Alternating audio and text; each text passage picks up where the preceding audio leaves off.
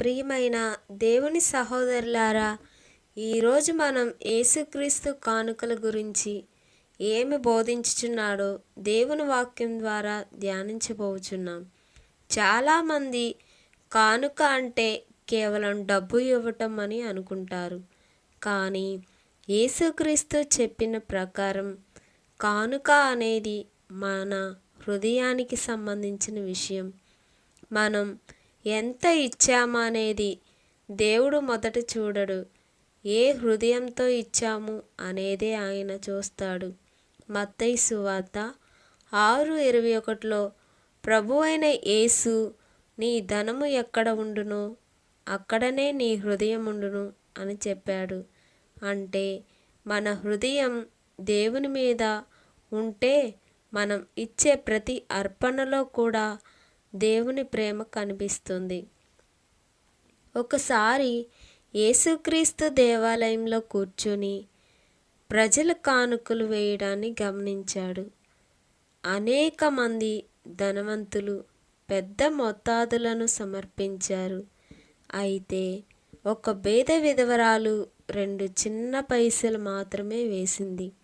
అప్పుడు యేసు తన శిష్యులను పిలిచి, ఈ పేద విధవరాలు అందరికంటే ఎక్కువగా వేసిందని చెప్పాడు. ఎందుకంటే ఇతరులు తమ సమృద్ధిలో నుండి ఇచ్చారు, కానీ ఆమె తన జీవనాధారం అంతా ఇచ్చింది. దీని ద్వారా యేసు మనకు ఒక గొప్ప సత్యాన్ని నేర్పించాడు. దేవుడు మొత్తాన్ని కాదు, మనస్సును చూస్తాడు. ప్రేమతో, విశ్వాసంతో ఇచ్చిన చిన్న కానుక కూడా దేవుని దృష్టిలో అమూల్యమైనది. అలాగే ప్రభువైన యేసు మత్తయి సువార్త 6వ అధ్యాయంలో దానం గురించి మాట్లాడి ఉన్నప్పుడు మనుష్యులకు కనబడటానికి దానం చేయవద్దని హెచ్చరించాడు. నీ కుడి చేయి చేయనది ఎడమ చేతికి తెలియకున్నట్లు చేయుము అని చెప్పాడు. అంటే ప్రజల ప్రశంసల కోసం కాదు, దేవుని మహిమ కోసం ఇవ్వాలి. ఈ లోకంలో మనుషులు చూడకపోయినా పరలోకపు తండ్రి చూస్తున్నాడు. రహస్యములో చేసిన దానాన్ని ఆయన మరువడు. మనుష్యుల ప్రశంసం కంటే దేవుని ఆశీర్వాదమే గొప్పది. అపోస్తల కార్యములు 20:35లో ప్రభు అయిన యేసు చెప్పిన మాటలను మనం చదువుదాం.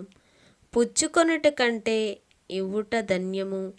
దేవుడు ఇచ్చే దేవుడు. ఆయన తన కుమారుడిని తన కొరకు ఇచ్చాడు. మనకు ఆరోగ్యం ఇచ్చాడు, జీవం ఇచ్చాడు, కుటుంబం ఇచ్చాడు, ఆశీర్వాదాలు ఇచ్చాడు. మనం పొందిన ప్రతిదీ దేవుని వరమే. అందుకే కృతజ్ఞతతో, ఆనందంతో, ప్రేమతో ఇవ్వండి. ఇవ్వటం నేర్చుకోవాలి. ఇచ్చేవాడు ఆశీర్వదింపబడతారు. దాతృత్వం దేవుని స్వభావం. యేసు మరో ముఖ్యమైన విషయాన్ని చెప్పాడు. భూమిపై ధనాన్ని కూడబెట్టుకోవద్దని, పరలోకంలో ధనాన్ని కూడబెట్టుకోవాలని బోధించాడు. ఈ లోకంలో ఉన్న ప్రతిదీ ఒక్కరోజు నశించిపోతుంది. సంపదలు, ఆస్తులు, పేరు ప్రతిష్టలు అన్నీ తాత్కాలికమైనవి. కానీ దేవుని కొరకు చేసిన సేవ, దేవుని రాజ్యం కొరకు ఇచ్చిన కానుక, అవసరంలో ఉన్న వారికి చేసిన సహాయం, ప్రేమతో చేసిన సేవ పరలోకంలో నిత్య ఫలాన్ని కలిగిస్తుంది. అందుకే మన జీవితాన్ని నశించిపోయే వాటి కోసం మాత్రమే కాకుండా నిత్యమైన వాటి కోసం ఉపయోగించుకోవాలి. ప్రేమ లేకుండా ఇచ్చిన కానుకలకు విలువ లేదని కూడా దేవుని వాక్యం చెప్తుంది. ఒక మనిషి ఎంతో పెద్ద మొత్తంలో దానం చేసినా ప్రేమ లేకపోతే అది దేవుని దృష్టిలో ప్రయోజనం లేదే. యేసుక్రీస్తు తన జీవితం అంతా ప్రేమకు ఉదాహరణగా జీవించాడు. ఆయన పాపులను ప్రేమించాడు, రోగులను ప్రేమించాడు, పేదవారిని ప్రేమించాడు. చివరకు సిలువపై తన ప్రాణాన్ని మన కొరకు ఇచ్చాడు. అంతటి ప్రేమను చూపిన ప్రభువును అనుసరించే మనం కూడా ప్రేమతో ఇవ్వాలి.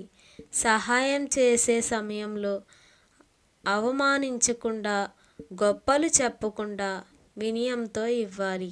మత్తయి సువార్త 25వ అధ్యాయంలో యేసు ఒక గొప్ప సత్యాన్ని తెలియజేశాడు. నేను ఆకలిగొనినప్పుడు మీరు నాకు ఆహారం ఇచ్చారు, నేను దప్పిగొనినప్పుడు నాకు మీరు నీరునిచ్చారు అని చెప్పాడు. అప్పుడు ప్రభువా, మేము ఎప్పుడు నీకు ఇలా చేశాము అని అడిగారు. అప్పుడు యేసు, ఈ చిన్నవారిలో ఒకనికి చేసినది నాకు చేసినట్టే అని చెప్పాడు. అంటే పేదవారికి చేసిన సహాయం, అనాథలకు చూపిన ప్రేమ, రోగులకు పరామర్శించడం, బాధలో ఉన్న వారిని ఆదుకోవడం అన్నీ ప్రభువుకే చేసిన సేవగా ఆయన భావిస్తున్నాడు. దేవునికి ఇష్టమైన కానుక కేవలం ధనం కాదు, కరుణతో కూడిన హృదయం.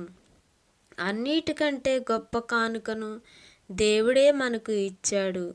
యోహాను సువార్త 3:16 ప్రకారం దేవుడు లోకాన్ని ఎంతో ప్రేమించి తన అద్వితీయ కుమారుడైన యేసుక్రీస్తును మన కొరకు అనుగ్రహించాడు. రక్షణ ఒక ఉచిత కానుక, కృప ఒక ఉచిత కానుక, నిత్య జీవము ఒక కానుక. మనం సంపాదించలేనిది దేవుడు తన ప్రేమ ద్వారా మనకు ఇచ్చాడు. మన పాపాల కొరకు యేసుక్రీస్తు శిలువపై మరణించి మనకు నిత్య జీవాన్ని అనుగ్రహించాడు. అందుకే ఆయన ఇచ్చిన ప్రేమకు ప్రతిగా మన జీవితాలను ఆయనకు సమర్పించడం మన బాధ్యత. రోమీయులకు 12వ అధ్యాయము 1లో మీ శరీరములను సజీవమైన బలిగా అర్పించుడి అని వ్రాయబడి ఉంది. దేవుడు కేవలం డబ్బు మాత్రమే అడగడం లేదు, మన హృదయాన్ని కోరుతున్నాడు, మన సమయాన్ని కోరుతున్నాడు, మన పవిత్రమైన జీవితాన్ని కోరుతున్నాడు, మన ప్రతిభను, సేవను, ప్రేమను ఆయన కొరకు ఉపయోగించమని పిలుస్తున్నాడు. తన జీవితమంతా దేవునికి ఒక సజీవమైన కానుకగా ఉండాలి. ప్రియమైన దేవుని పిల్లలారా, యేసుక్రీస్తునకు నేర్పించిన గొప్ప సత్యం ఏమిటంటే ప్రేమతో ఇవ్వాలి, విశ్వాసంతో ఇవ్వాలి, ప్రచారం కోసం కాదు, దేవుని మహిమ కోసం ఇవ్వాలి, అవసరంలో ఉన్నవారిని ఆదుకోవాలి, పరలోకంలో ధనాన్ని కూడబెట్టుకోవాలి. చివరకు మన జీవితాన్నే దేవునికి సమర్పించాలి.